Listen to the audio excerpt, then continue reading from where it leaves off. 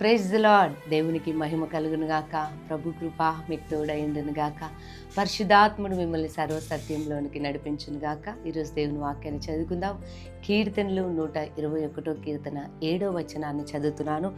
ఆయన నీ ప్రాణమును కాపాడును. హల్లెలూయా. ఈరోజు దేవునికి నిండు మనసుతో కృతజ్ఞత చెల్లించండి. ప్రభు నిన్ను కాపాడబోతున్నాడు.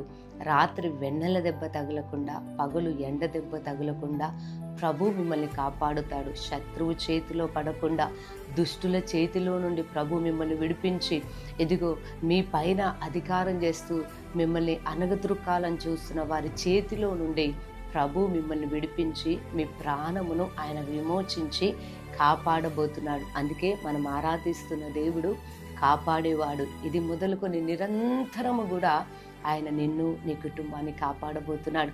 కాబట్టి ఏ విషయాన్ని గురించి కూడా భయపడకండి, ఏమి జరుగుతుందో అని బాధపడకండి. ఎందుకంటే దేవుడే మిమ్మల్ని విమోచించి మిమ్మల్ని కాపాడబోతున్నాడు. మీ ప్రాణమును, మీకు కలిగిన మీ కుటుంబ సభ్యులను ఆయన కాపాడబోతున్నాడు.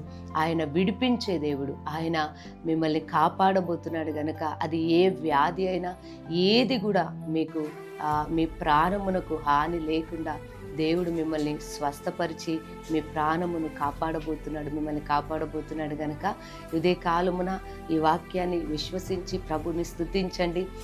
దేవుడు బలత్కారుల చేతుల్లో నుండి, దుష్టుల చేతుల్లో నుండి, ఎదుగో పాపుల చేతిలో మీరు పడకుండా ఆయన మిమ్మల్ని కాపాడబోతున్నాడు. ఆయన మిమ్మల్ని కాపాడి మిమ్మల్ని ఆయన రెక్కల చాటున మీకు ఆశ్రయాన్ని ప్రభు ఇవ్వబోతున్నాడు.